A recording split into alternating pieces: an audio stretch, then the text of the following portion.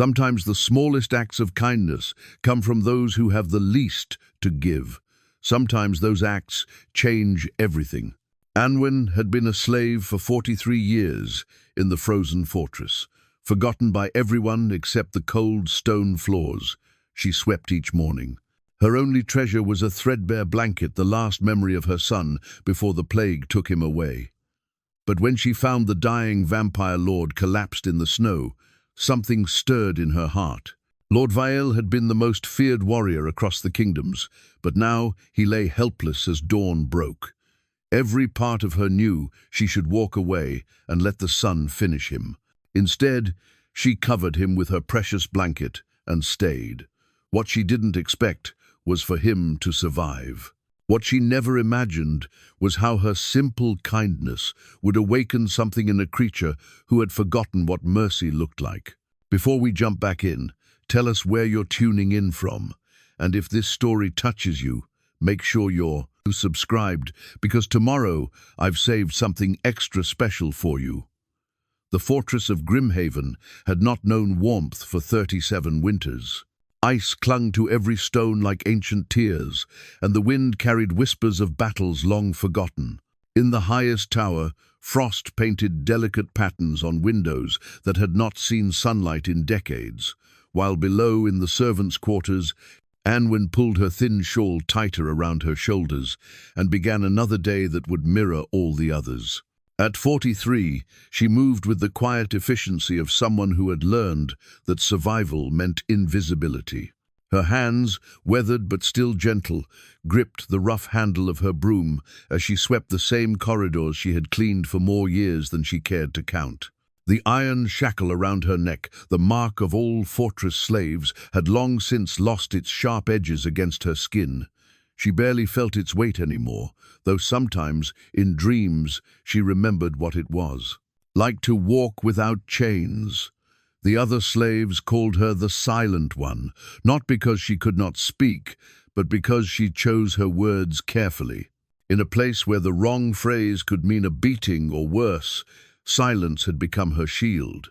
But Anwen had not always been quiet. Once, she had sung lullabies to a boy with her dark eyes and gentle smile. Once, she had laughed at his attempts to catch snowflakes on his tongue during the brief springs of her youth. Thomas had been 7 when the plague swept through the lower villages. She still remembered his small hand in hers, growing cold despite the fever that burned through him. "Will you sing to me, Mama?" he had whispered, and she had sung until her voice grew hoarse, until his breathing stopped, until the silence that followed taught her the true weight of loss. The threadbare blanket she carried was all that remained of that life. Woven from wool she had spun herself, dyed with berries Thomas had helped her gather. It bore the stains of tears and time. The other slaves thought it foolish, keeping such a worn thing, but Anwen treasured every frayed thread. It smelled faintly of the herb garden where Thomas had played, where she had once believed in tomorrow. Marcus, the head overseer, ruled the slaves with a cruelty that seemed to feed on their suffering.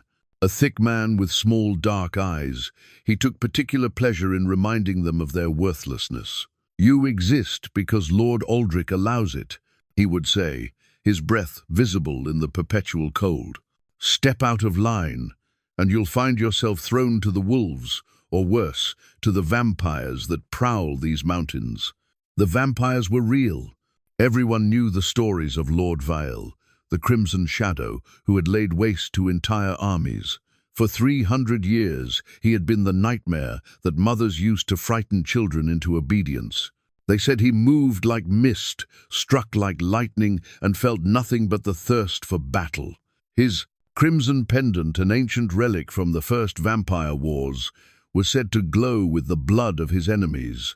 But those were distant fears for the slaves of Grimhaven. Their immediate concerns were simpler: avoiding Marcus's wrath, finding enough scraps to fill their bellies, and surviving another day in service to Lord Aldrich, who ruled the fortress with the cold efficiency of winter itself. Elena was the closest thing Anwen had to a friend. 67 years old, with silver hair braided down her back and eyes that still held sparks of defiance. She had been a slave longer than anyone could remember. She had arrived at Grimhaven as a young woman, though she never spoke of what brought her there. What she did share were whispers, fragments of old prophecies, stories of ancient magic, and the persistent belief that change would come when least expected. "You feel it too, don't you?" Elena would murmur as they scrubbed floors together in the pre-dawn darkness. "Something's shifting in the world. The wind carries different stories now." Anwen would nod, though she was never certain what Elena meant. All she felt was the weight of routine, the ache in her bones from sleeping on stone, and the hollow space in her chest where hope used to live. The fortress itself was a testament to endurance. Built into the mountainside centuries ago, its walls had withstood countless sieges. The great hall still bore scorch marks from dragon fire, and the dungeons echoed with memories of ancient prisoners. Lord Aldrich's family had ruled from these stones for 12 generations, each adding their own chambers, their own secrets. Anwen's duties took her through most of the fortress. She swept the great hall where Lord Aldrich held court, though she was careful to remain unnoticed during proceedings. She cleaned the library, where dust-covered tomes held the wisdom of ages past. She tended the chapel where prayers for salvation had gone unanswered for so long that even the stones seemed to have forgotten how to hope. But her favorite place was the small alcove near the kitchens, where she could sit for a few stolen moments. And remember, here, wrapped in Thomas's blanket, she would close her eyes and pretend she could smell bread baking in their old cottage, hear his laughter echoing from the garden, feel his small arms around her neck as he begged for just one more story. The war between humans and vampires had raged for centuries, with Grimhaven serving as a strategic stronghold. The fortress's location made it valuable to both sides, too important to abandon, too dangerous to leave undefended. Lord Aldrich had managed to maintain a precarious neutrality, accepting refugees and tribute from both factions while avoiding direct involvement in their conflicts. This balance had cost him. The eternal winter that gripped the fortress was not natural. Everyone whispered of the curse that had fallen when Lord Aldrich chose pragmatism over honor. Some said it would only lift when true courage returned to Grimhaven. Others believed it was punishment for the fortress's cowardice, doomed to last until someone chose sacrifice over safety. Anwen gave little thought to such grand concerns. Her world was measured in swept floors, scrubbed stones, and the careful rationing of memories that kept her heart from turning to ice like everything else in this place. She had learned not to dream beyond the next meal, the next day, the next small mercy that might make existence bearable. Yet sometimes, in the hour before dawn when the fortress seemed to hold its breath, she would stand at her small window and wonder if Thomas was watching from wherever souls went to rest. In those moments, she would press the blanket to her cheek and whisper the same promise she had made beside his grave, that she would remember him, that his gentleness would not die with her, that somehow, someday, the love he had taught her would matter again. She did not know, as she made this promise in the blue light of another cold dawn, that this very day would test every word. She could not imagine that her simple faith in kindness would soon face the ultimate trial, or that her choice would awaken forces that had slumbered for centuries, waiting for someone brave enough to prove that even in the darkest places, hope could still take root and grow. The sun rose slowly over Grimhaven, painting the ice-covered walls in shades of rose and gold. Somewhere in the distance, wolves howled their ancient songs. And in the courtyard below, something moved in the shadows, something that would change everything. The scream of metal against stone echoed through the courtyard as Anwen pushed open the heavy door that led to the outer bailey. Dawn had barely broken, painting the world in soft greys and pale blues. When she saw him, Lord Vael lay crumpled against the fortress wall like a broken doll, his legendary black armor cracked and stained with blood that had frozen into crimson crystals on the snow. The vampire who had terrorized kingdoms for 3 centuries looked smaller than the stories claimed, still tall and powerfully built, but diminished somehow, as if the very life was seeping out of him with each labored breath. Anwen's first instinct was to run. Every tale she had ever heard warned of the Crimson Shadow's cruelty, his inhuman speed, his complete lack of mercy for mortals. But as she stood frozen in the doorway, clutching Thomas's blanket against her chest, she saw something that stopped her cold.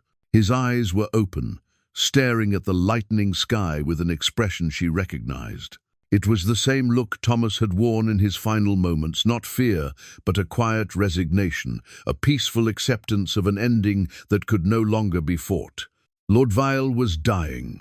The vampire's pale skin had taken on a greyish pallor, and his breathing came in shallow gasps that misted in the frigid air. Around his neck hung a crimson pendant that should have been glowing with the power of his bloodline, but now lay dark and cold against his chest. His legendary strength, the force that had shaped the fate of nations, was finally failing him. Anwen took a step forward, then another. She knew she should alert the guards, should call for Lord Aldrich, should do anything except approach a creature that could kill her with a thought. But something deeper than logic moved her feet across the snow-covered stones. Perhaps it was the way his hand lay open and empty beside him, fingers that had wielded swords now curled like a child's in sleep.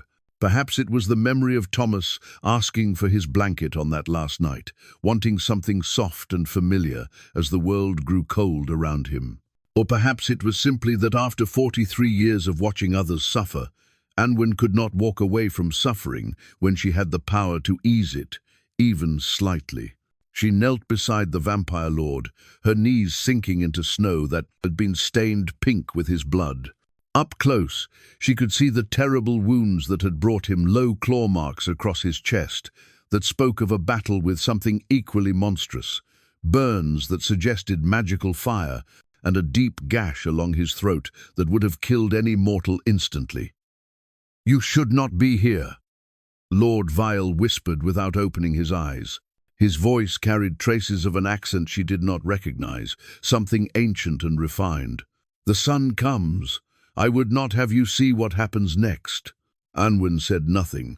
Instead, she spread Thomas's blanket over the vampire's broken form, tucking the edges around his shoulders with the same gentle care she had once shown her dying son.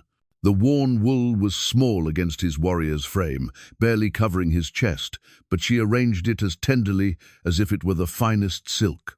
Lord Vael's eyes snapped open at her touch crimson irises that should have held centuries of cruelty, but instead showed only confusion and something that might have been wonder. "Why?"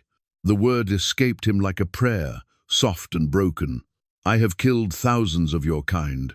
I have burned villages, toppled kingdoms, made mothers weep for sons they would never see again. Why show me kindness now?" Anwen met his gaze steadily, her weathered hands smoothing the blanket's edges. "Because you are dying," she said simply, "and no one should die alone in the cold." Something shifted in the vampire's expression. The crimson pendant at his throat began to emit the faintest glow, barely visible in the growing daylight. Lord Vael stared at her as if she were a creature more impossible than any dragon or demon. "What manner of human are you?" he asked, his voice growing stronger even as the sun climbed higher. "Do you not know what I am? What I have done?" "I know you are hurt," Anwen replied, adjusting the blanket once more. "I know you are far from home, whatever home means to one such as you. I know that pain is pain, whether it belongs to vampire or human or any creature that draws breath." The pendant's glow intensified, and colour began to return to Lord Vael's pale cheeks. The wounds across his chest, while still grievous, no longer bled. His breathing deepened, steadied, as if her words carried some healing power that his vampire nature could not resist. "Impossible," he whispered, raising one hand to touch the blanket's worn fabric. "This should not," he stopped, studying Anwen's face with growing intensity. "You lost a child." It was not a question. Anwen nodded, surprised by the certainty in his voice. "The blanket holds the memory of love," Lord Vael continued, his fingers tracing the faded pattern woven into the wool. "Grief and hope and a mother's devotion. I can feel it. It burns brighter than any holy water, more pure than blessed silver. How long has it been since he died?" 36 years, Anwen said, her voice steady despite the tears that threatened. "The plague took him when he was 7. This was his favorite. I wove it while he grew in my womb, and he would wrap himself in it every night until the end." Lord Vael finished gently. "And you have carried it ever since, letting the love it holds sustain you through decades of bondage and sorrow." The sound of boots on stone interrupted them. Marcus burst through the doorway, his face red with exertion and anger, followed by 2 guards who stopped dead when they saw the scene before them. "You worthless slave!" Marcus roared, raising his hand to strike Anwen. "How dare you approach?" He never completed the blow. Lord Vael moved faster than thought, catching Marcus's wrist in a grip that made the overseer cry out in pain and terror. "She is under my protection now," the vampire said, his voice carrying the authority of centuries. The crimson pendant blazed like a small star against his chest. "Any who harm her will answer to me." Marcus paled, his small eyes darting between the vampire's transformed face and Anwen's calm expression. "My Lord Vael, she is only a slave. She meant no disrespect. She meant only kindness." Lord Vael interrupted, releasing Marcus with a gesture that sent the man stumbling backward. "A virtue so rare in this world that even the dead take notice when it appears." More footsteps echoed from the fortress as word spread of the vampire lord's presence. Anwen could hear Lord Aldrich's voice shouting orders, servants scurrying to prepare chambers, the controlled chaos that came whenever important guests arrived unexpectedly at Grimhaven. But she found herself focused only on Lord Vael's face as he struggled to sit up, Thomas's blanket still draped across his shoulders. The terrible wounds were healing before her eyes, flesh knitting together with vampire swiftness, but something deeper had changed as well. The cold cruelty that legends attributed to him had been replaced by something warmer, more human. "What is your name?" he asked, as the sounds of approaching footsteps grew louder. "Anwen," she replied. "Anwen," he repeated, as if testing the sound. "In the old tongue, it means very beautiful. Your parents chose well, though they could not have known they were naming someone who would prove beautiful in ways that matter most." Lord Aldrich appeared in the doorway, flanked by his personal guards, and looking every inch the fortress lord in his fine robes and carefully groomed beard. His eyes took in the scene with the practiced assessment of a man who had survived decades of dangerous politics. "Lord Vael," he said, executing a precise bow, "Grimhaven welcomes you. We had heard reports of a great battle in the eastern reaches. I trust your wounds are not severe." "They were," Lord Vael replied, rising to his feet with fluid grace while keeping Thomas's blanket carefully folded in his arms. "But I have been tended by the most skilled healer in your fortress." Lord Aldrich's gaze fell on Anwen, still kneeling in the blood-stained snow, and his expression grew puzzled. "I'm afraid I don't understand, my lord. Our physicians are skilled, but this woman is merely— She is Anwen," Lord Vael said, extending his hand to help her stand. "And she has shown me something I thought lost, forever. I find myself quite suddenly in her debt." As Anwen accepted his offered hand and rose to her feet, she felt the weight of every eye upon her. But for the first time in 43 years, she was not invisible. For the first time since Thomas died, someone saw her not as a slave or a servant, but as herself. The vampire lord's crimson pendant pulsed once more with warm light, and in that glow, Anwen glimpsed a future she had never dared imagine. The chambers Lord Aldrich provided for Lord Vael occupied an entire floor of Grimhaven's eastern tower, complete with a grand fireplace, tapestries that had once belonged to kings, and windows that offered commanding views of the mountain passes. Yet, as the fortress lord led them through rooms designed to impress visiting dignitaries, Anwen felt more out of place than ever. She still wore her rough slave's dress and carried the cleaning supplies she had dropped in her haste to reach the courtyard. The iron shackle around her neck seemed heavier here among the fine furnishings, a constant reminder of what she was, what she had always been. "The servants will bring meals at your convenience," Lord Aldrich was saying to Vael, his tone carefully neutral. "And of course, any other accommodations you require need only be mentioned. We are honored by your presence, my lord." Vael listened with the patience of someone accustomed to political courtesy, but Anwen noticed how his eyes kept finding her, as if ensuring she remained within his sight. Thomas's blanket was draped over his arm like a banner of office, and the crimson pendant at his throat continued to emit its soft, steady glow. "I have one requirement," Vael said as lord. Aldrich prepared to withdraw. "The woman, Anwen, she will attend me during my stay." The fortress lord's eyebrows rose slightly. "Certainly, my lord, though I should mention that she is not trained as a personal servant. Perhaps one of the chambermaids would be more suitable. Anwen will suffice," Vael said with quiet finality. After Lord Aldrich departed with his retinue, Anwen found herself alone with the vampire lord in chambers that felt larger than the entire cottage where she had raised Thomas.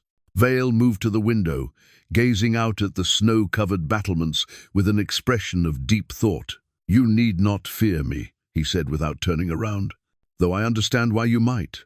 "I am not afraid," Anwen replied, and realized with surprise that it was true. Confused, perhaps, but not afraid. Confused about what? She gestured at the opulent room, at the impossible situation in which she found herself. "About why you would want me here, about what happened in the courtyard, about why your pendant glows when it should not." Vael turned to face her, and she saw something in his expression that reminded her of Thomas when he was trying to explain a difficult concept, patient but uncertain where to begin. "How much do you know of vampire nature?" he asked. "Only what everyone knows. That you are immortal, that you require blood to survive, that sunlight and silver can harm you, that you feel nothing for mortals except—" She stopped, realizing how the words might sound. "Except hunger and contempt," he finished. "Yes, that is what your stories teach, and for most of my existence it was true." He moved away from the window, settling into a chair that creaked under his weight despite its sturdy construction. The fireplace cast dancing shadows across his face, making him look both ancient and surprisingly young. "I was born in a time when humans and vampires existed in open war," he continued. "My earliest memories are of battles that lasted for days, of cities burned to ash, of a world where mercy was weakness and compassion was folly. I learned to kill before I learned to read. I learned to command armies before I understood love." Anwen listened in silence, still standing near the door as if ready to flee. But something in his voice, a note of genuine sorrow, kept her rooted in place. "For 3 centuries I lived as my nature demanded," Vael said. "I felt nothing for the mortals I slaughtered. They were obstacles to conquest, resources to be consumed, nothing more. The pendant you see was forged in the first vampire wars. It responds to the strength of our bloodlust, grows brighter as we embrace our darker nature." "But it glowed when I covered you with the blanket," Anwen said. "And you were dying, not embracing darkness." "Exactly." Vael leaned forward, his crimson eyes intense. "For the first time in my existence, the pendant responded not to darkness, but to light. Your kindness, pure, selfless, asking nothing in return, awakened something I thought I had lost forever, or perhaps something I never possessed at all." A knock at the door interrupted them. Elena entered, carrying a tray of food, her silver head bowed respectfully. But Anwen caught the sharp look her friend gave her, a mixture of concern and curiosity that spoke volumes. "My lord," Elena said, setting the tray on a side table, "cook has prepared fresh bread and meat pies with mulled wine to ward off the cold." "Thank you," Vael replied. "But please, bring another cup. Anwen will join me." Elena's eyebrows rose fractionally, but she nodded and withdrew. When they were alone again, Vael gestured for Anwen to take the chair across from him. "I cannot eat with you," she protested. "It would not be proper. I am a slave. You are. I am someone who has just remembered what it feels like to be grateful," Vael said gently. "And gratitude shared is somehow more meaningful than gratitude held alone." They ate in companionable silence, Anwen still marveling at the strangeness of sitting at table with a vampire lord, sharing bread as if they were equals. The food was simple but good, better than anything she had tasted in years, and she found herself relaxing despite the surreal nature of the situation. "Tell me about your son," Vael said eventually. The request caught her off guard. For so long, speaking of Thomas had been too painful, a wound that never properly healed. But something in Vael's manner, the genuine interest, the absence of pity, made the words come easier than expected. "He was joy," she said simply, "everything bright and good, in a world that could be very dark. He collected smooth stones from the riverbank and would arrange them in patterns on our kitchen table. He believed that if you were kind to spiders, they would bring you luck. He never met a stray dog that he did not try to feed." "He sounds like he was very much like his mother," Vael observed. "Perhaps. Or perhaps I learned from him. He saw good in everything, even in the soldiers who came to collect taxes, even in the plague-bearers who tended the sick. I think," she paused, surprised by the thought forming in her mind, "I think he would have shown you kindness too, had he lived to meet you." The pendant at Vael's throat pulsed brighter for a moment, and his expression grew thoughtful. "There is something I must tell you," he said after a long moment. "Something you deserve to understand about what happened in the courtyard." Elena returned with a second cup and served the mulled wine with silent efficiency. But as she prepared to leave again, Vael spoke. "Elena, you may stay if you wish.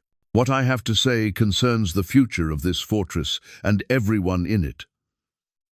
The older woman exchanged a glance with Anwen, then took a position near the door, her posture alert despite her apparent subservience. "The pendant," Vael began, touching the glowing crystal at his throat, "is more than a simple ornament. It was created by the first vampire lords as a way to measure the strength of our supernatural abilities. But there are legends, prophecies, that speak of a time when it would respond not to our darkness, but to something else entirely." He looked directly at Anwen, his crimson eyes serious. "Your kindness has awakened powers that have slumbered for centuries, and that awakening will not go unnoticed by my people or my enemies." 3 days passed, in a strange new rhythm that felt like stepping into someone else's life. Anwen found herself moving between two worlds, her duties to Vael in the tower chambers, and the suspicious whispers of her fellow slaves, who could not understand her sudden elevation from invisible drudge to personal attendant of a vampire lord. "You walk differently now," Elena observed, as they descended the narrow stairs that led to the fortress's forgotten places. "Your shoulders are straighter." Anwen considered this as she followed her friend through passages most residents never saw. Elena had asked her to come, speaking of something important she needed to show her, something connected to the strange events of recent days. "Perhaps I have remembered what it feels like to be seen," Anwen replied. "For so long, I moved through this place like a ghost. Now you matter to someone," Elena finished. "And that changes how you see yourself." They reached a heavy wooden door bound with iron that Elena produced an ancient key to unlock. Beyond lay a chamber Anwen had never seen before, circular and lined with stone shelves that held countless leather-bound volumes. Dust motes danced in the light of Elena's lantern, and the air carried the scent of old parchment and forgotten secrets. "The Chronicle of Forgotten Names," Elena said, gesturing toward the books. "Every soul who has died within these walls, slave and free alike, their stories are recorded here, including your son." Anwen's breath caught in her throat. "Thomas? But he died in the village. Not here. He died on fortress lands," Elena corrected gently, moving toward a particular shelf. And I was the one who recorded his passing.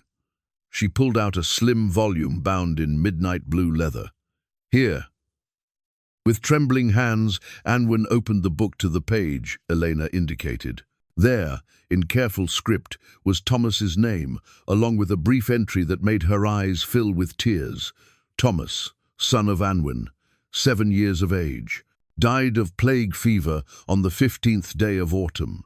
Remembered for his gentleness toward all creatures, his collection of river stones, and his belief that kindness could cure any sadness. His mother sang to him until the end. "You knew him," Anwen whispered. "I knew of him," Elena said. "I know of everyone who dies here. It is my true purpose in this place, though few understand it. I am the keeper of memories, the guardian of stories that would otherwise be lost."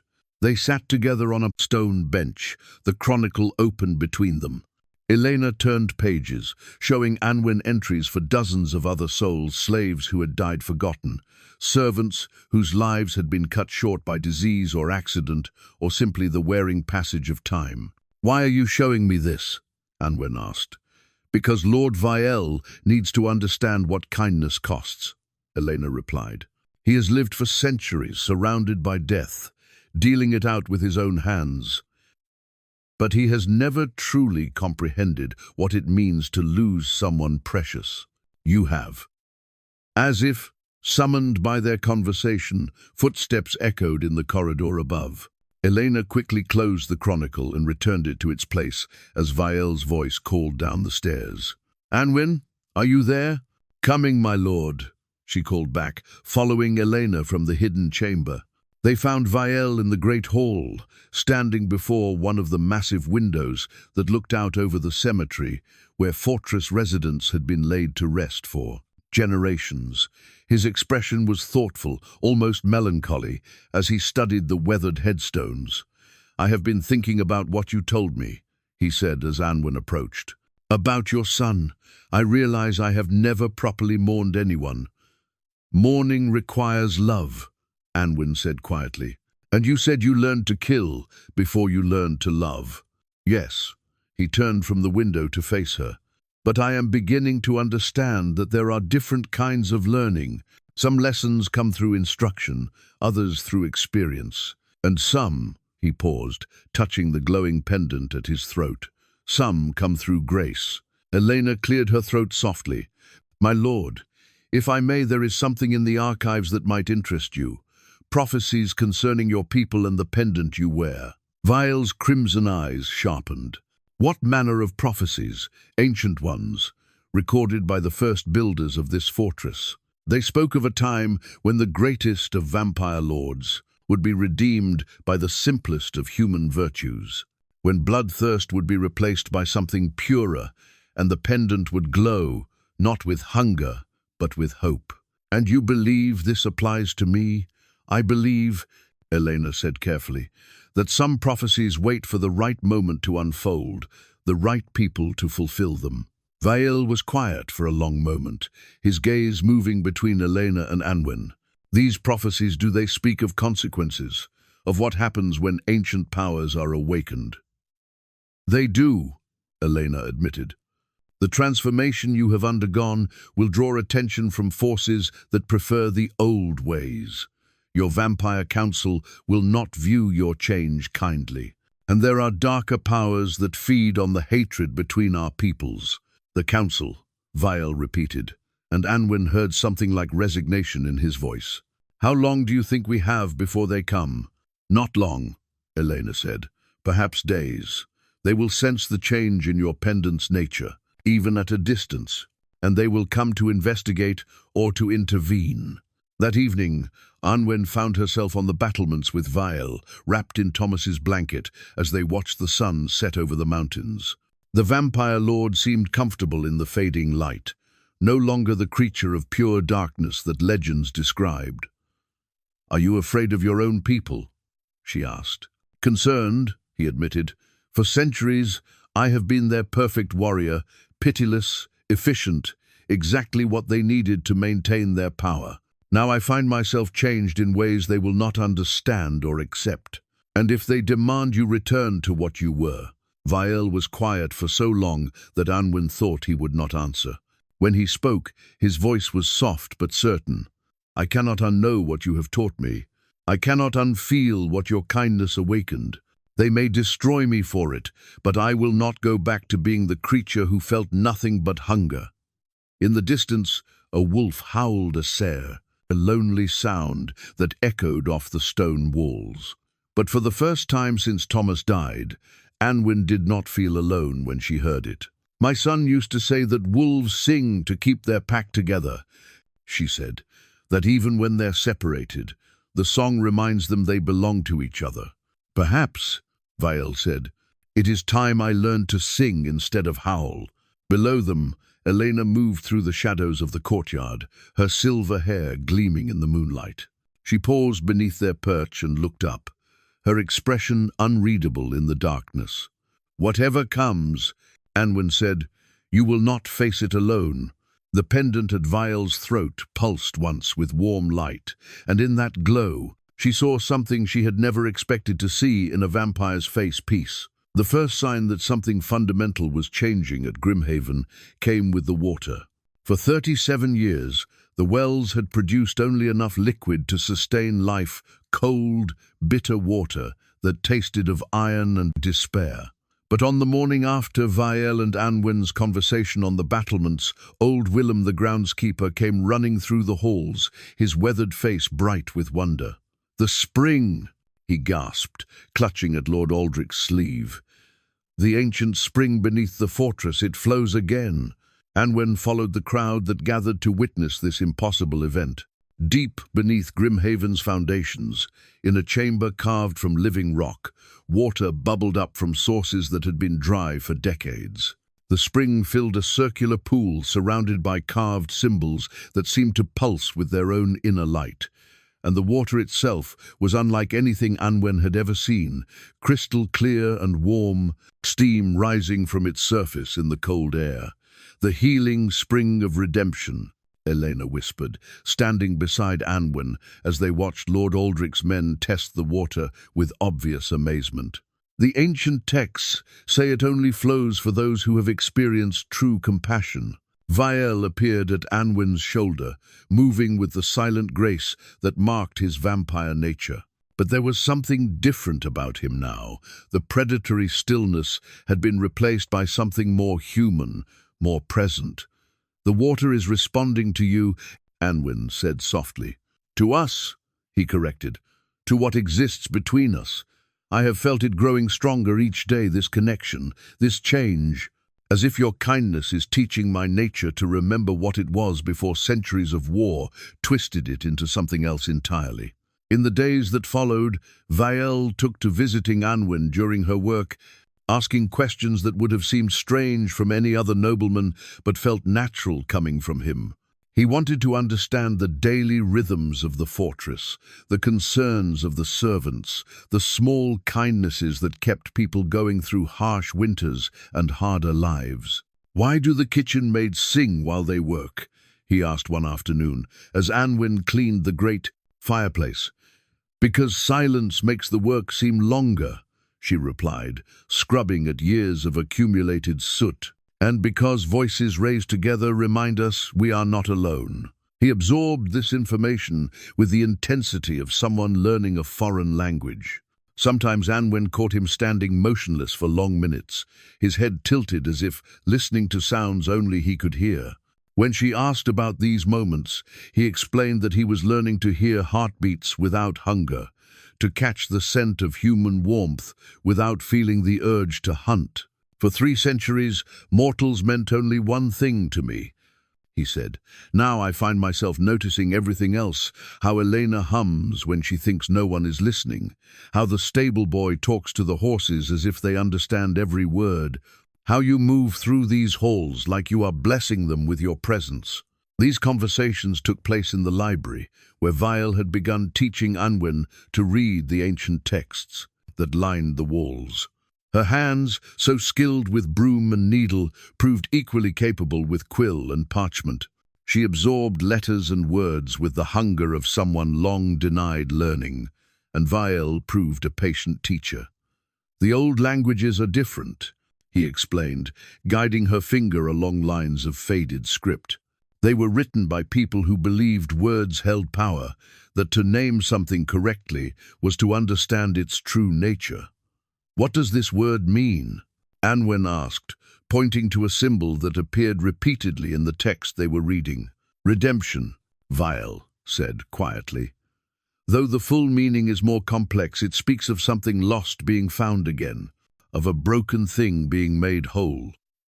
Their lessons were interrupted by the arrival of a messenger, a young man whose horse was lathered with sweat and whose eyes held the wildness of someone who had ridden hard through dangerous territory. Lord Aldrich received him in the great hall while the household gathered to hear whatever news was urgent enough to risk the mountain passes in winter.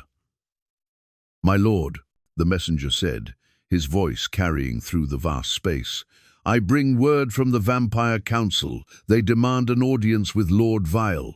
They will arrive within 3 days." A chill settled over the hall that had nothing to do with winter wind. Anwen felt Vael go still beside her, his hand tightening unconsciously on the book they had been reading. "Did they specify the nature of this audience?" Lord Aldrich asked carefully. "They did not," the messenger replied, "but they travel with a full retinue and have requested accommodations for a fortnight. The message I carry bears the seal of the High Council itself." After the messenger was dismissed to rest and recover from his journey, Vael and Anwen walked in silence through corridors that suddenly felt less secure than they had an hour before. "They know," Vael said finally. "The pendants change in nature. They would sense it across any distance, and they will come expecting to find their perfect weapon unchanged. What will happen when they discover the truth?" Vael stopped walking, turning to face her with an expression that mixed regret with determination. "They will demand I resume my old nature. They will see what I have become as corruption, weakness, something to be purged or destroyed." "And will you?" Anwen asked. "Will you become what you were to appease them?" "No." The word was quiet but absolute. "I would rather face their judgment than lose what you have given me." "But Anwen," he reached out to touch her face with fingers that trembled slightly, "I fear what they might do to you. The Council does not tolerate anything that threatens their control, and your influence over me represents the greatest threat they have ever faced." That night, Elena came to Anwen's small chamber, carrying a bundle wrapped in dark cloth. Inside was a simple dress of deep blue wool, finer than anything Anwen had ever owned, but not so ornate as to draw unwanted attention. "You cannot face the Council looking like a slave," Elena said matter-of-factly. "Whatever game is about to be played, you must enter it on equal terms." "I am a slave," Anwen protested. "You are the woman who changed the nature of the most powerful vampire lord in existence," Elena corrected. "Act accordingly." As Anwen held the dress against herself, feeling the soft wool between her fingers, she thought of Thomas and the future he would never see. But for the first time in decades, she also thought of a future she might yet live, a tomorrow that could hold something more than endless servitude and slow surrender to despair. Outside her small window, snow continued to fall, but something had changed in its pattern. Where once the flakes had fallen straight down in the still air of perpetual winter, now they swirled and danced as if blown by winds of change that carried the scent of distant spring. The Vampire Council arrived on the 3rd day, like harbingers of an older, darker world. Their carriage was black as midnight and pulled by horses whose breath steamed in the cold air, but whose hooves made no sound on the frozen stones of the courtyard. Lord Vael watched from his window as 3 figures emerged, tall, pale, and moving with the predatory grace that marked their kind. "Lady Morwen," he said quietly as Anwen joined him at the window, "Lord Theron, and Councillor Draven, my oldest friend and greatest rival." The vampire who led the group was perhaps the most beautiful creature Anwen had ever seen. with silver-white hair that fell to her shoulders and features that belonged in ancient sculptures. But her beauty was cold as winter ice, and even from this distance, Anwen could feel the power that radiated from her like heat from a forge. "Lady Morwen speaks for the High Council," Vael continued. "She was ancient when I was turned, and has never known anything but the old ways. To her, vampires are predators, and humans are prey. There is no middle ground. And the others? Lord Theron is her enforcer. He has executed more of our kind for crimes against vampire law than any other." "Draven." Vael paused, his expression growing complicated. "Draven is the reason I became what I was. He taught me to fight, to command, to see humans as nothing more than obstacles to conquest. He will be the most disappointed by what I have become." Anwen touched the pendant at Vael's throat, feeling its warm pulse beneath her fingers. "And will you hide this from them?" "I cannot," he said simply. "The pendant's light is visible to any vampire who knows what to look for. They will see it the moment I enter their presence." That afternoon, the great hall was prepared for a formal reception. Lord Aldrich had ordered his finest tapestries hung and his best silver placed upon the high table. But despite the grandeur, the atmosphere felt more like a trial than a celebration. Anwen, dressed in Elena's blue gown, with her hair braided and pinned in a style befitting a lady's maid rather than a slave, stood in the shadows where she could observe without drawing attention. The iron shackle was gone. Vael had insisted on its removal, though he had not explained how he had convinced Lord Aldrich to allow it. The Vampire Council entered with the measured pace of beings who had outlived empires. Lady Morwen wore robes of deep crimson that seemed to absorb light rather than reflect it, while Lord Theron was armored as if for war. Draven, younger looking than the others but no less dangerous, moved like a wolf scenting prey. "Vael." Lady Morwen's voice carried through the hall like winter wind. "You look different." "Do I?" Vael replied, descending from the dais where he had been waiting. "In what way?" "Your aspect has changed. There is something—" She stopped, her pale eyes fixing on the pendant at his throat. "By the ancient blood, what has happened to your pendant?" The crimson crystal pulsed with warm light, and Anwen saw every vampire in the hall recoil as if struck. Lord Theron actually stepped backward, his hand moving to his sword hilt. "It glows," Draven said, his voice filled with wonder and horror. "But not with hunger, not with the thirst for battle. What manner of corruption is this?" "It is not corruption," Vael said calmly. "It is transformation." Lady Morwen moved closer, her nostrils flaring, as if catching an unfamiliar scent. "You have been touched by human emotion. I can smell it on you, hope, compassion, perhaps even—" Her expression became one of utter disgust. "Love." "Yes," Vael said simply. The word fell into silence so complete that Anwen could hear her own heartbeat. Lord Aldrich stood frozen at his place at the high table, clearly understanding that he was witnessing something that could reshape the balance of power in his world. "Impossible," Lord Theron growled. "Vampires do not love. We take, we consume, we dominate. It is our nature." "Perhaps it was never our nature," Vael replied. "Perhaps it was simply what we became when we forgot everything else." Draven stepped forward, his face a mask of betrayal and rage. "I taught you better than this, old friend. I made you into the perfect weapon, the instrument of our people's will. And you repay my instruction by allowing yourself to be corrupted by mortal weakness. You taught me to kill without feeling," Vael said, "but you never taught me why such numbness was necessary. Now I understand that it was not, it was simply convenient." Lady Morwen raised her hand, and the air in the hall grew thick with supernatural power. "Enough. You will explain how this happened, and you will allow us to cleanse you of this contamination. The Council has spent centuries perfecting you into our greatest asset. We will not lose that investment to human sentimentality."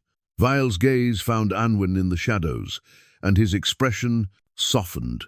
"The how is simple enough. A slave woman showed me kindness when I lay dying. She covered me with her son's blanket and stayed with me as the sun rose.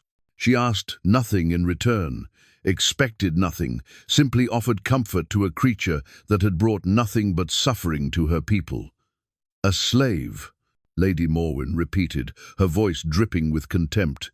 You allowed yourself to be influenced by a slave. I allowed myself to be influenced by grace, Vael corrected. By the most profound act of courage I have witnessed in 3 centuries of existence. Draven's eyes swept the hall until they found Anwen, and she felt the weight of his attention like physical pressure. Her. It was her, wasn't it? She is the source of your corruption. Before Vael could respond, Draven moved with vampire swiftness, crossing the hall in a blur of motion. But Vael was faster, intercepting his old friend and mentor before he could reach Anwen. You will not touch her, Vael said, and for the first time since the council's arrival, his voice carried the dangerous edge that had made him legendary. She has unmade 3 centuries of careful conditioning, Draven snarled, struggling against Vael's grip. She has turned you into something weak, something human. I will not allow it. Then you will have to go through me, Vael said calmly. Lady Morwen watched this confrontation with calculating eyes. Very well. If you insist on protecting this creature, if you truly believe that human love is superior to vampire strength, then prove it. We challenge you to single combat your new nature against our old ways. If you win, we will accept this transformation. If you lose, her smile was sharp as winter ice. Both you and your pet human will pay the price for defying the council's will. The hall erupted in whispers and gasps, but Anwen heard none of it. All she could see was Vael's face as he considered the impossible choice before him. Fight his own people to protect what they had built together, or surrender everything to preserve a peace that would cost them both their souls. In the growing dusk outside, snow continued to fall, but for the first time in decades, some of the flakes were beginning to melt before they touched the ground. The revelation came at midnight, when Anwen could not sleep and found herself walking the empty corridors of Grimhaven.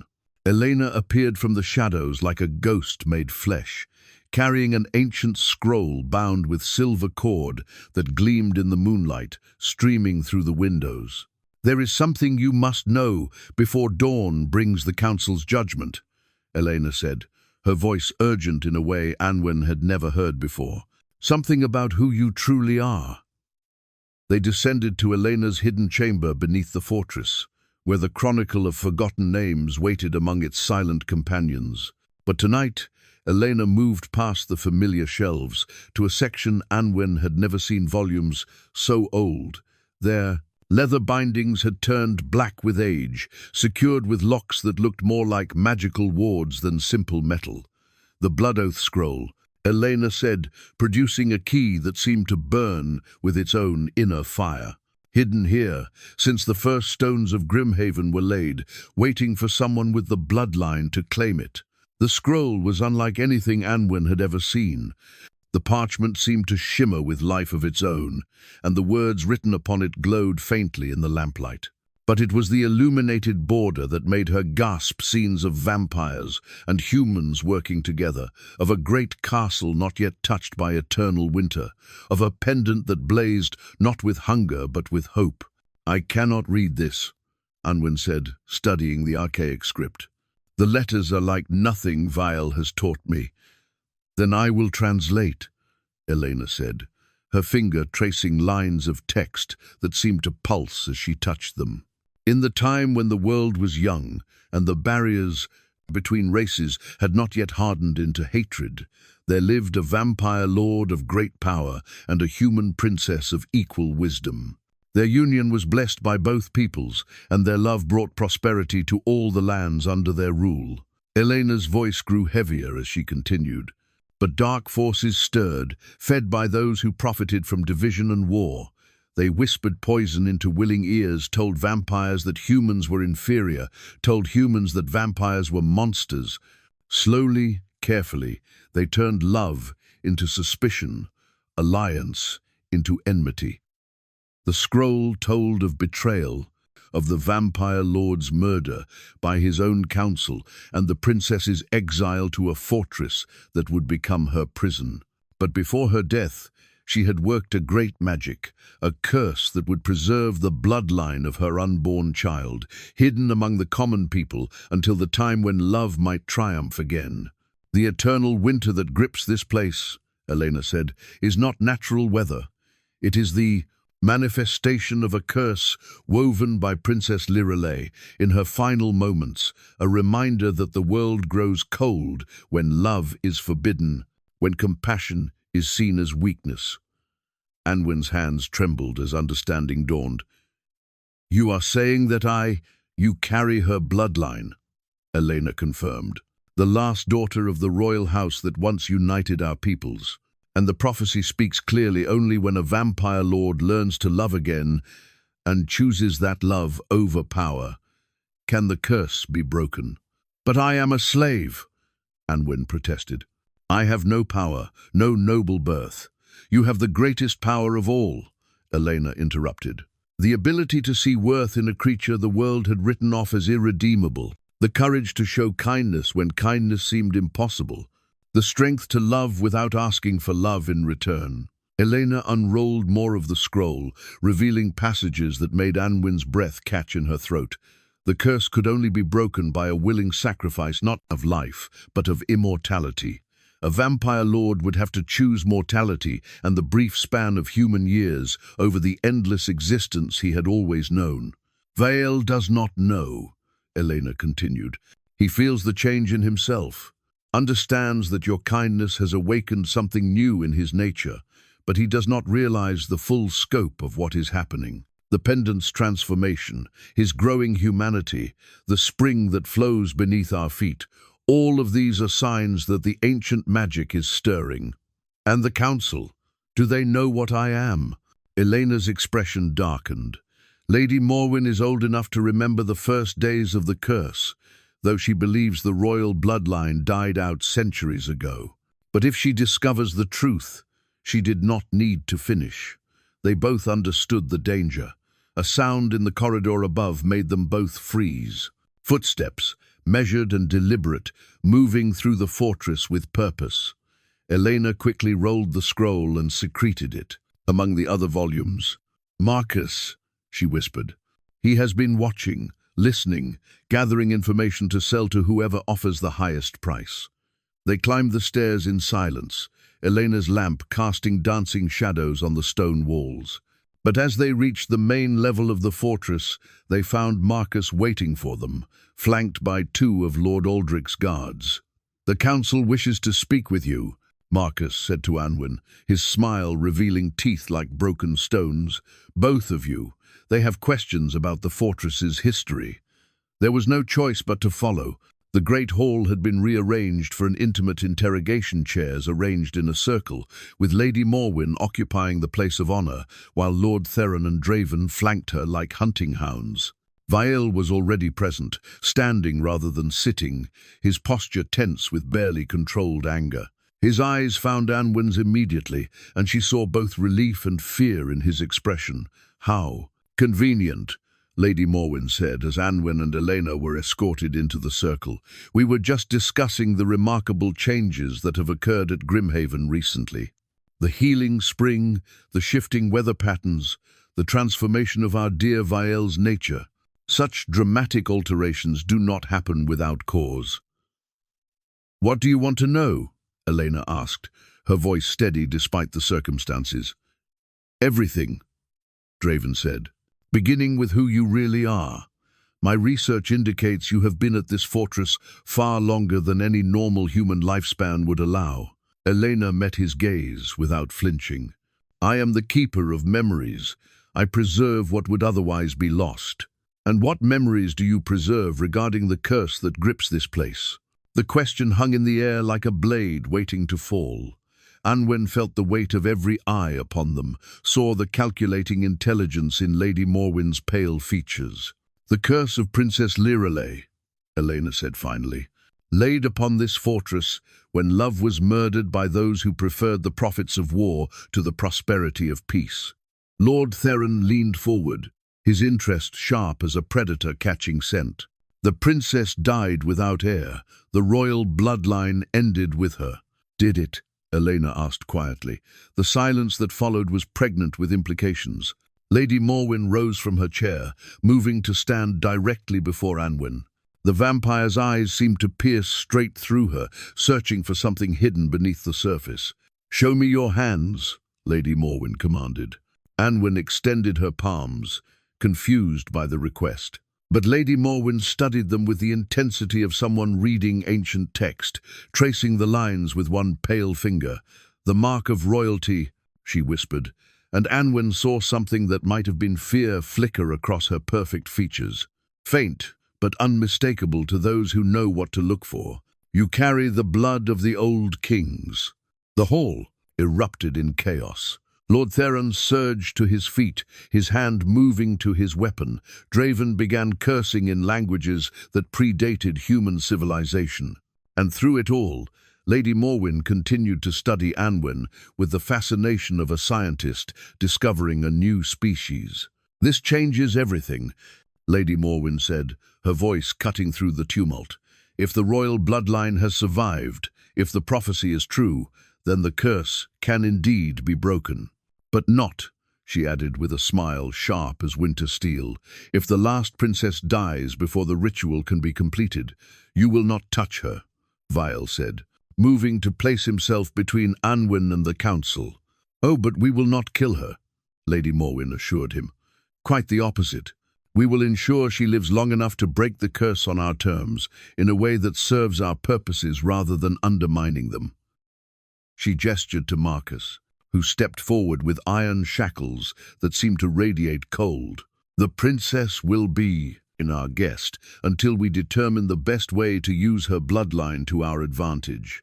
And you, dear Vael, will return to your old nature willingly, or watch her suffer the consequences of your defiance."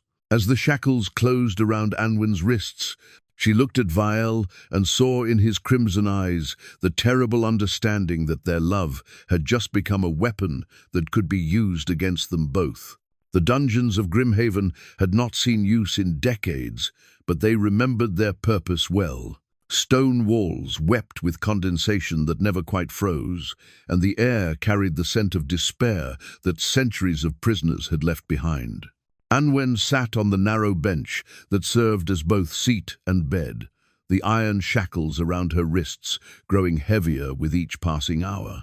3 days had passed since her capture, 3 days of careful meals delivered by silent guards, of Lady Morwen's periodic visits to discuss bloodlines and ancient magic, of watching the small window high in her cell. Wall change from grey to black to grey again. But it was the absence of Vael that weighed on her most heavily, the knowledge that somewhere above he was being forced to choose between his transformation and her safety. Elena appeared on the 4th morning, escorted by guards, but moving with the confidence of someone who had negotiated her presence rather than being dragged there by force. "They allow you to visit because you have information they want," Anwen observed, as her friend settled onto the bench beside her. "And because I convinced them that your bloodline magic might require guidance to function properly," Elena replied quietly. "They do not know the full extent of what I understand about the prophecy." From her robes, Elena produced a small object wrapped in dark cloth. When unfolded, it revealed a single feather that seemed to shimmer with its own inner light, not quite silver, not quite gold, but something between the two that hurt to look at directly. "The phoenix feather of sacrifice," Elena whispered. "It appeared in the Chronicles 3 nights ago, materializing between the pages like a bookmark left by fate itself." Anwen reached out to touch the feather, gasping as warmth spread up her arm from the point of contact. For a moment, she could have sworn she heard singing voices raised in harmony that spoke of love, powerful enough to transform the very nature of existence. The legends say it only manifests when someone is willing to sacrifice everything for love, Elena continued. When the choice between power and devotion becomes so clear that even the universe takes notice. What sacrifice? Anwen asked, though she feared she already knew the answer. The curse can only be broken if Vael chooses mortality, gives up his immortality willingly, accepts the brief span of human years in exchange for the chance to love without reservation. But the feather will be required for the ritual, and using it will demand a price from whoever performs the magic. Elena's expression grew grave. The one who channels the feather's power will age rapidly, decades compressed into minutes. It is likely that I would not survive the process. No, Anwen said immediately. There must be another way. There is no other way, Elena said firmly. And before you protest further, consider this. I have lived far longer than any normal human span. I have kept the memories, preserved the stories, waited for this moment when the curse might finally be lifted. To give my remaining years so that future generations might know warmth again, it is not sacrifice, Anwen. It is completion. Footsteps in the corridor announced another visitor. Lord Draven descended the narrow stairs, his expression unreadable in the torchlight. But Anwen noticed that his usual predatory confidence seemed diminished, replaced by something that might have been uncertainty. Lady Morwen wishes to speak with you, he said to Elena. She has questions about the ritual requirements. After Elena departed with visible reluctance, Draven remained standing just outside the cell, studying Anwen with the intensity of someone trying to solve a complex puzzle. He refuses, Draven said finally. What? Vael, we have tried threats, torture, reasoned argument, appeals to his vampire nature. He will not return to what he was. He says, Draven paused, as if the words were difficult to speak. He says that living without the capacity for love is not living at all, merely existing, that he would rather face final death than go back to feeling nothing. And this troubles you? Draven was quiet for so long that Anwen thought he would not answer. When he spoke, his voice carried an uncertainty she had never heard from a vampire before. I taught him everything he knows about warfare, about command, about being the perfect weapon for our people's cause. But I never taught him about loyalty that goes deeper than duty, or strength, that comes from something other than domination. Now I watch him choose destruction over submission, and I find myself wondering. He stopped, shaking his head. It does not matter what I wonder. It matters to him, Anwen said quietly. You were his teacher, his closest friend for centuries. Your opinion means more than you realize. My opinion is irrelevant, Draven replied, but there was no conviction in his words. Lady Morwen has made the decision. Tomorrow at sunset, we will perform the ritual ourselves. We will use your bloodline to break the curse, but we will channel the magic through our own purposes, rather than allowing it to follow its natural course. What does that mean? It means the eternal winter will end, but the power released by the curse's breaking will flow into the council rather than into the world. We will become stronger than ever before, and Vael Draven's expression hardened. Vael will lose what makes him human and become our perfect weapon, once again, whether he wills it or not. That evening brought another visitor, one who moved through the dungeon's shadows like mist given form. Vael appeared outside her cell without alerting the guards, his vampire abilities allowing him to bypass mortal vigilance with ease. I have perhaps 10 minutes before they notice my absence, he said, producing a key that must have been stolen from one of the guards. The cell door opened with barely a whisper of sound. You should not be here, Anwen protested, even as she moved into his arms.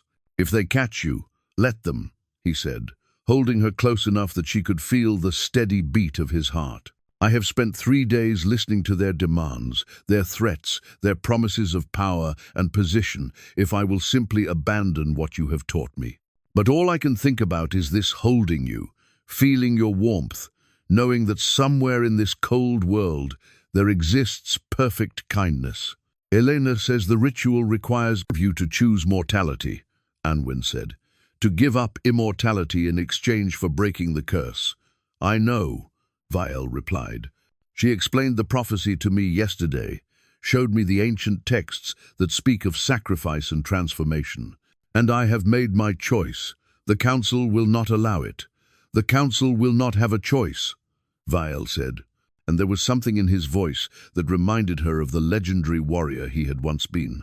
Tomorrow, when they attempt their ritual, I will invoke the ancient rites of challenge. As the vampire most directly affected by the curse's breaking, I have the right to demand that the magic follow its original purpose rather than their corrupted version. And if you lose, then we will face whatever comes together, he said simply. But I do not intend to lose. For 3 centuries, I have fought for causes that meant nothing to me, using strength that brought only emptiness. Tomorrow, I fight for the only thing that has ever truly mattered, the future we might build together. From somewhere above came the sound of raised voices, guards discovering that their watch had been compromised. Vael kissed her once, fiercely, then stepped back toward the shadows. Remember this, he said, as darkness began to claim him. Whatever happens tomorrow, whatever the council forces us to endure, remember that love is the strongest magic of all. It transformed me from a creature of death into something capable of hope. It can transform anything. He vanished like smoke, leaving only the faint scent of winter pine and the echo of his words. Anwen returned to her bench, but sleep would not come. Outside her small window, snow continued to fall, but she noticed that the flakes were smaller now, gentler, as if even the storm was growing weary of its endless dance. In the morning, Elena would return with final preparations. The council would gather to perform their corrupted version of the ancient ritual, and Vael would make his choice between the immortal power he had always known and the mortal love that had awakened his sleeping soul. But tonight, in the space between one breath and the next, Anwen allowed herself to imagine a different ending. She pictured spring returning to Grimhaven's mountains, flowers blooming in gardens that had known only ice, children playing in courtyards where laughter had been silent for decades. She imagined Vael growing old beside her, trading the endless years of a vampire lord for the precious, finite span of a human lifetime lived fully. The phoenix feather of sacrifice pulsed once in the hidden pocket of her dress, responding to the strength of her hope. And somewhere in the fortress above, she knew that Vael felt it too, that connection that had sustained them both through the darkest moments, that would carry them through whatever trials the dawn might bring. Tomorrow would test everything they had built together. Tomorrow would reveal whether love could truly conquer the hatred of centuries, whether compassion could overcome the hunger for power. Tomorrow would change everything. Sunset came to Grimhaven like a judgment, painting the fortress walls in shades of blood and gold. In the great hall, candles had been arranged in patterns that hurt to look at directly, ancient vampire sigils that hummed with power, accumulated over centuries of dark ritual. At the center of it all stood an altar carved from black stone, its surface inscribed with words that seemed to writhe and shift in the flickering light. Anwen was brought up from the dungeons in chains that gleamed like silver but burned cold as winter iron. Lady Morwen had dressed for the occasion in robes that seemed woven from shadow itself, while Lord Theron stood ready with a sword that had tasted the blood of kings. Even Marcus was present, hovering at the edges of the ceremony like a carrion bird waiting for scraps. But it was Draven who commanded Anwen's attention. The vampire, who had been Vael's mentor and friend, stood apart from the others, his expression troubled as he studied the ritual preparations. "Something is wrong with this," he said, as Lady Morwen began arranging ceremonial implements on the altar. "Nothing is wrong," Lady Morwen replied without looking up. "We are simply adapting ancient magic to serve modern purposes. The curse will be broken, the power will be channeled to our benefit, and order will be restored." "Order," Draven repeated. "Is that what we call it when we corrupt the very forces that once united our peoples?" Lord Theron's hand moved to his sword hilt. You question the council's wisdom? I question what we have become, Draven said, and there was steel in his voice that had not been there before. We were warriors once, protectors of our people. When did we become parasites, feeding on hatred and division? The argument was cut short by Vael's arrival. He entered the hall alone, moving with the fluid grace that marked his vampire nature, but carrying himself with a dignity that seemed more human than monster. In his hands was a sword unlike any Anwen had ever seen. Its blade seemed forged from starlight itself, and its very presence made the shadows in the hall recoil. The sword of eternal dawn, Lady Morwen breathed, and for the first time since Anwen had met her, the vampire councillor looked genuinely afraid. How did you? That weapon was lost centuries ago. Not lost, Vael replied, approaching the altar with measured steps. Hidden, waiting for someone worthy to claim it. The blade that can cut through any curse, but only if wielded by one willing to pay its price. What price? Lord Theron demanded. The sword demands truth from its bearer, Vael said, raising the weapon so that its light filled the hall. Perfect honesty about one's nature, one's choices, one's deepest desires. It will not serve those who lie to themselves about what they are. He looked directly at Lady Morwen, and his crimson eyes blazed with their own inner fire. I invoke the ancient rites of challenge. As the vampire most directly affected by this ritual, I claim the right to determine how the curse's breaking will proceed. You have no such right, Lady Morwen snarled, but uncertainty flickered in her pale features. I have every right, Vael countered. The laws you invoke to justify this corruption are the same laws that grant me the privilege of challenge. You cannot have it both ways. Draven stepped forward, his decision suddenly clear in his posture. He speaks truth. The ancient rites are absolute. They supersede even council authority in matters of personal honor. Draven, Lady Morwen's voice carried a warning. Consider your position carefully. I have, he replied. For the first time in centuries, I have considered what my position truly means. And I stand with Vael. The hall erupted in chaos.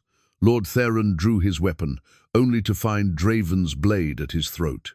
Marcus cowered behind the altar as supernatural forces clashed around him.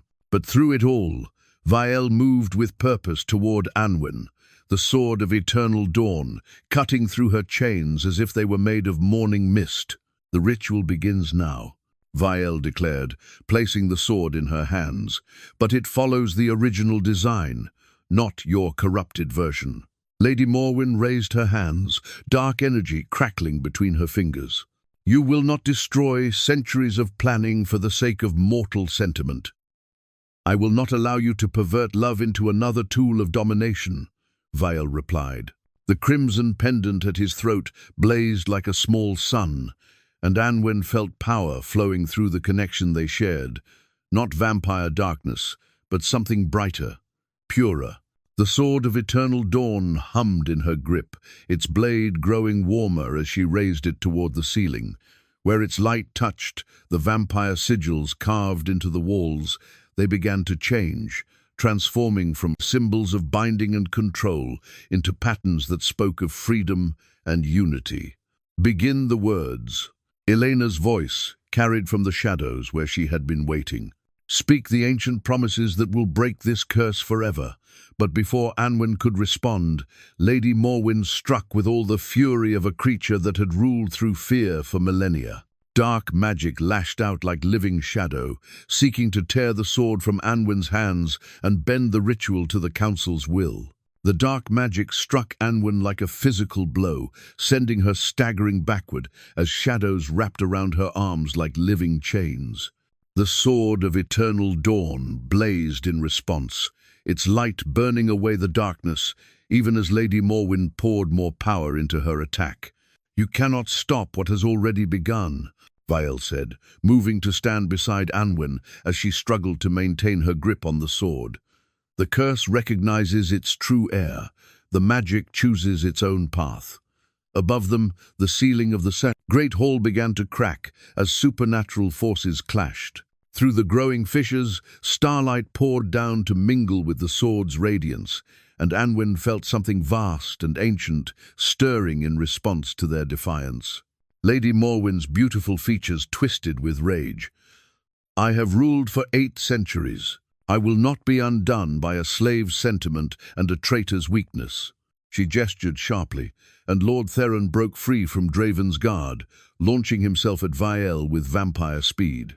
But Vael was no longer the perfect weapon the Council had shaped. He was something new, something that fought not for conquest, but for protection.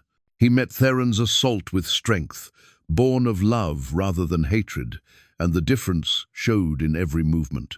The two vampires crashed through furniture and stone alike, their battle shaking the very foundations of the fortress. But Anwen found her attention drawn away from the fight by Elena's voice, speaking words in a language that predated human civilization. "The binding breaks," Elena called out, the phoenix feather of sacrifice glowing in her hands. "Speak the words of choosing. Princess, choose mortality for your champion, and let the curse remember its purpose." Anwen raised the sword of eternal dawn, feeling its power course through her like liquid fire. But as she opened her mouth to speak the ritual words, she saw Elena's silver hair beginning to darken, her weathered face growing younger as the feather's magic demanded its price. "Elena, no. Say the words," Elena commanded, her voice growing stronger even as decades of life compressed into moments. "Let love triumph over hatred. Let spring return to this frozen land." "I choose," Anwen said, her voice carrying through the hall despite the chaos around them. "I choose mortality for Vael, Lord of Vampires. I choose a human lifetime shared over an immortal existence alone. I choose love over power." The sword blazed like a captured star, and where its light touched the ancient sigils on the walls, they completed their transformation from symbols of binding to emblems of freedom. The very stones of Grimhaven began to sing a harmonious chord that spoke of winter's end and love's triumph. Lady Morwen screamed as the power she had tried to steal was torn from her grasp. The magic of the broken curse flowed not into the Council's control but into the world itself, spreading outward from the fortress like ripples on a pond. Snow began to melt on the battlements. Ice cracked and fell from windows that had been frozen for decades. "No!" Lady Morwen snarled, raising her hands for one final desperate attack. "If I cannot have the power, then none shall have it. I will destroy you both before I allow this travesty to succeed." But her magic struck not Anwen or Vael, but something that materialized between them, a crystalline heart that pulsed with warm light. The heart of eternal spring had formed from their union of sacrifice and compassion, and it absorbed Lady Morwen's hatred like sunlight absorbing shadow. "Impossible," she whispered, staggering backward as her power turned against her. "Love cannot be stronger than the will to dominate. It cannot." Her words were cut short as the heart of eternal spring released the energy it had absorbed, sending waves of warmth throughout the fortress. Where the warmth touched Lady Morwen, she began to change, not destroyed, but transformed. The cold cruelty that had defined her for centuries melted away, revealing something that might once have been capable of gentleness. Across the hall, Lord Theron and Vael had stopped fighting, both vampires staring in wonder at the changes overtaking the world around them.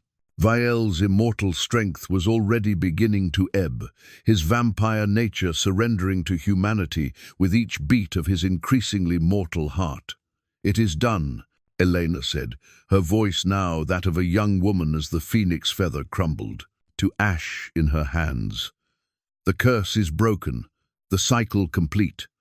Marcus cowered in a corner as the fortress continued to transform around them. Windows that had been shuttered for decades burst open, letting in air that carried the scent of growing things. The eternal winter's grip was breaking, and with it, the hatred that had divided the peoples for so long. Draven helped Lord Theron to his feet, both vampires looking uncertain in this new world, where love had proven stronger than the hunger for dominance. Lady Morwen sat on the floor, staring at her hands, as if seeing them for the first time. "What happens now?" Draven asked. Vael, now fully mortal but still strong with the strength that comes from choosing wisely, took Anwen's hand. "Now we learn to build something better than what came before. We learn to live without hatred, to rule without cruelty, to love without reservation." The heart of eternal spring pulsed once more, and spring came to Grimhaven at last. 6 months. After the breaking of the curse, Grimhaven had transformed beyond all recognition. Gardens bloomed where ice had once claimed eternal dominion, and the sound of children's laughter echoed through courtyards that had known only silence for decades. The fortress still stood strong against the mountains, but it served now as a beacon of hope rather than a monument to endurance. Anwen stood in her small chamber, though it was no longer quite so small, having been expanded to include windows that looked out over the thriving valley below. In her hands, she held 2 simple rings, their metal forged from the most unlikely sources, her broken shackle and the crown that Vael had worn as a vampire lord. Elena, now appearing as a woman in her 30s thanks to the phoenix feather's strange magic, had supervised their creation with the skill of someone who understood the power of symbols. "Are you ready?" Elena asked, adjusting the simple white dress that had replaced Anwen's slave garments. It was not grand, they had chosen simplicity over spectacle, but it was beautiful in the way that true things are beautiful, without artifice or pretense. "I have been ready since the moment I chose to cover him with Thomas's blanket," Anwen replied, touching the locket at her throat that now contained a small piece of that precious wool. "Everything since then has been learning to believe that happiness is possible." They walked together through corridors lined with flowers that had been impossible to grow in the endless winter. Former slaves moved freely through the halls, many of them now serving as advisors and craftspeople in the new order that was taking shape. Marcus, changed by forces he could not understand, had become a surprisingly capable administrator, his former cruelty transformed into a fierce dedication to ensuring that no one in the fortress would know, want, or neglect.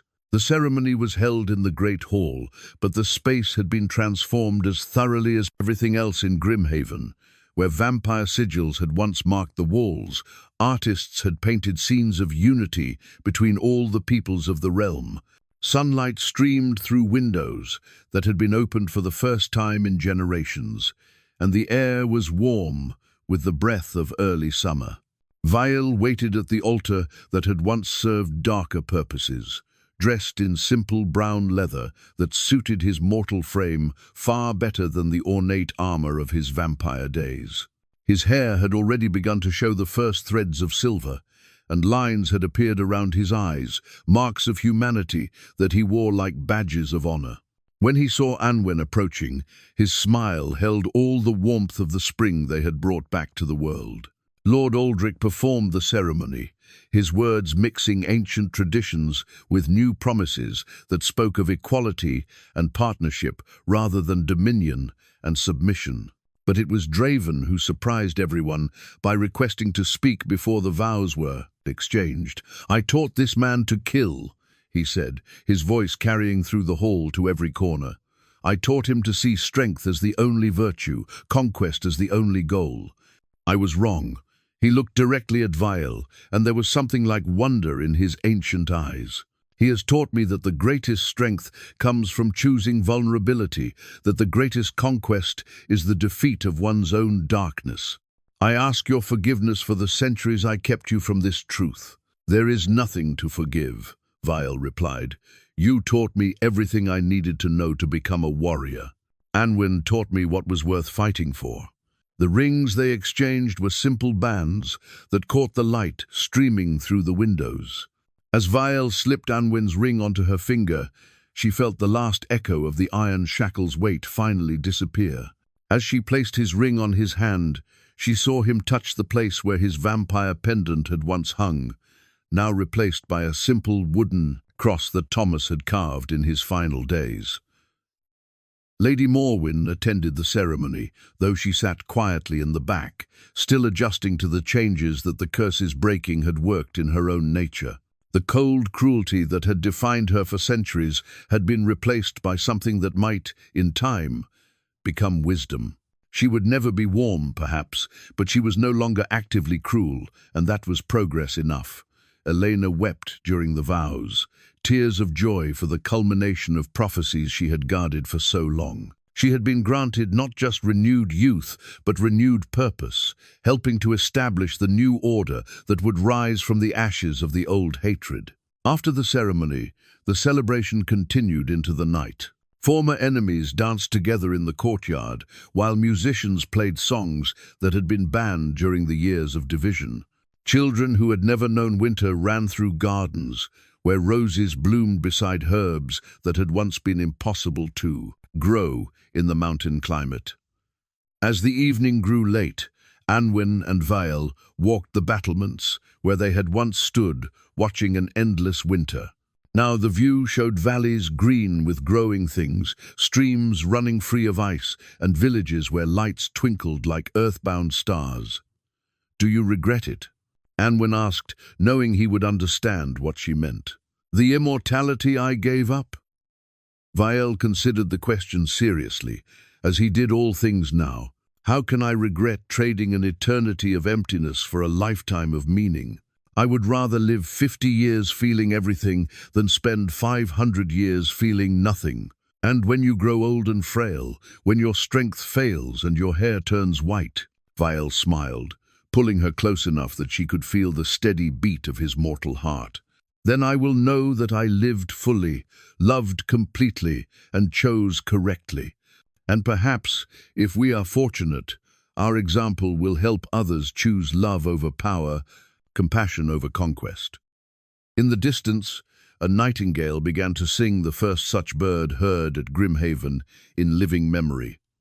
Its voice carried across the warm air, joining with others until the night was filled with music that spoke of renewal, of second chances, of love that was strong enough to melt the coldest winter and transform the hardest heart. The curse was broken. Spring had come at last. And in a fortress that had once known only duty and despair, two souls who had chosen each other over everything else began the greatest adventure of all, a lifetime shared in perfect, ordinary, extraordinary love.